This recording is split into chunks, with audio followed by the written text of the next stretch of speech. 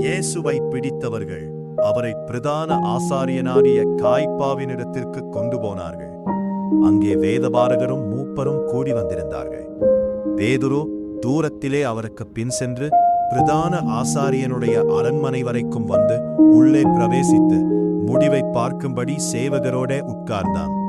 பிரதான ஆசாரியரும் மூப்பரும் சங்கத்தார் யாவரும் இயேசுவை கொலை செய்யும்படி அவருக்கு விரோதமாய் பொய்ச்சாட்சி தேடினார்கள். ஒருவரும் அகப்படவில்லை. அநேகர் வந்து பொய்ச்சாட்சி சொல்லியும் அவர்கள் சாட்சி ஒவ்வவில்லை. கடைசியிலே 2 பொய்ச்சாட்சிகள் வந்து தேவனுடைய ஆலயத்தை இடித்து போடவும் 3 நாளைக்குள்ளே அதை கட்டவும் என்னாலே ஆகும் என்றான் என்று இவன் சொன்னான் என்றார்கள். அப்பொழுது பிரதான ஆச்சாரியன் எழுந்திருந்து அவரை நோக்கி, இவர்கள் உனக்கு விரோதமாய் சாட்சி சொல்லுகிறதை குறித்து நீ ஒன்றும் சொல்லுகிறதில்லையா என்றான். இயேசுவோ பேசாமல் இருந்தார். அப்பொழுது பிரதான ஆச்சாரியன் அவரை நோக்கி, நீ தேவனுடைய குமாரனாகிய கிறிஸ்துதானா? அதை எங்களுக்கு சொல்லும்படி ஜீவனுள்ள தேவன் பேரில் உன்னை ஆணையிட்டு கேட்கிறேன் என்றான். அதற்கு இயேசு, நீர் சொன்னபடிதான்.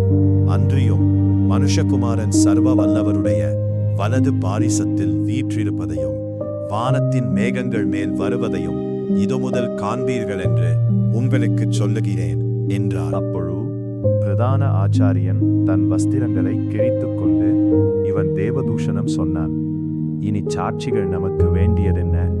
இதோ இவன் தூஷணத்தை இப்பொழுது கேட்டீர்களே, உங்களுக்கு என்னமாய் தோன்றுகிறதென்று கேட்டான். அப்பொழுது அவருடைய முகத்தில் துப்பி அவரை குட்டினார். சிலர் அவரை கன்னத்தில் அறைந்து, ஏசாயா தீர்க்கதரிசி சொன்னது இங்கே நிறைவேறியது. ஏசாயா 56 மற்றும் 7 அடிக்கிறவர்களுக்கு என் முதுகையும் தாடை மயிரை பிடுங்கிறவர்களுக்கு என் தாடைகளையும் ஒப்புக் கொடுத்தேன். அவமானத்துக்கும் உமிழ்நீருக்கும் என் முகத்தை மறைக்கவில்லை. கர்த்தராகிய ஆண்டவர் எனக்கு துணை செய்கிறார். ஆகையால் நான் வெட்கப்படேன். நான் வெட்கப்பட்டு போவதில்லை என்று அறிந்திருக்கிறேன். ஆதலால் என் முகத்தை கற்பாரையைப் போலாக்கினேன். இதோ இயேசு கிறிஸ்து சொன்ன வார்த்தைகளை நன்றாகவே வேத பாரகரும் மூப்பரும் சிந்தித்து பார்த்திருந்தால் இயேசுவை ஏற்றுக்கொண்டிருப்பார்கள். தானியேல் 7:13. ராத்திரி தரிசனங்களிலே நான் பார்த்து கொண்டிருக்கையில், இதோ மனுஷகுமாரனுடைய சாயலான ஒருவர் வானத்து மேகங்களுடனே வந்தார். அவர் நீண்ட ஆயுசுள்ளவரிடம் மட்டும் வந்து அவர் சமீபத்தில் கொண்டு வரப்பட்டார். சங்கீதம் 110:1. கர்த்தர் என் ஆண்டவரை நோக்கி, நான் உம்முடைய சத்துருக்களை உமக்கு பாதபடியாக்கி போடும் வரைக்கும் நீர் என்னுடைய வலது பாரிசத்தில் உட்காரும் என்றார். ஏசாயா 19:1. எகிப்தின் பாரம். இதோ கர்த்தர் வேகமான மேகத்தின் மேல் ஏறி எகிப்துக்கு வருவார். அப்பொழுது எகிப்தின் விக்கிரகங்கள் அவருக்கு முன்பாக குலுங்கும். எகிப்தின் இருதயம் தனக்குள்ளே கரைந்து போகும். ஆனால் வேத பாரகரும் மூப்பரும் லேவியராகமம் 21:9 படி, ஆசாரியனுடைய குமாரத்தி வேசித்தனம் பண்ணி தன்னை பரிசுத்த குலைச்சலாக்கினால் அவள் தன் தகப்பனையும் பரிசுத்த குலைச்சலாக்குகிறாள். அவள் அக்கினியிலே சுட்டரிக்கப்பட கடவள்.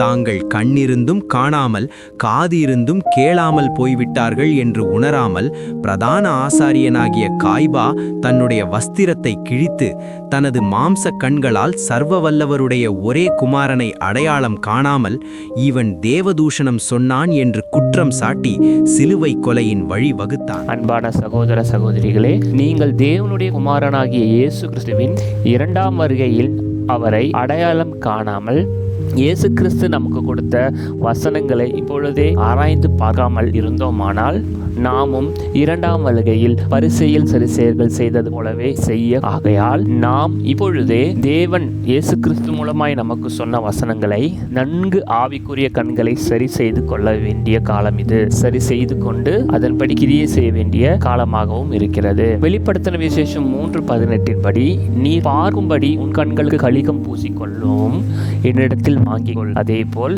தேவன் உங்களையும் உங்கள் குடும்பத்தையும் ஆசீர்வதிப்பாராக. இந்த வீடியோ உங்களுக்கு ஆசீர்வாதமாக இருந்ததா? உங்கள் கருத்துக்களை கமெண்டில் பகிருங்கள். லைக் பண்ணுங்கள், சப்ஸ்கிரைப் பண்ணுங்கள், பெல் பட்டனை அழுத்துங்கள். அப்போ நாங்கள் போடும் வீடியோக்கள் உங்களுக்கு எளிதாக வந்து சேரும். அடுத்த வீடியோவில் வேலத்தில் மறைந்திருக்கும் இன்னொரு ஆழமான ரகசியத்தை பார்க்கலாம்.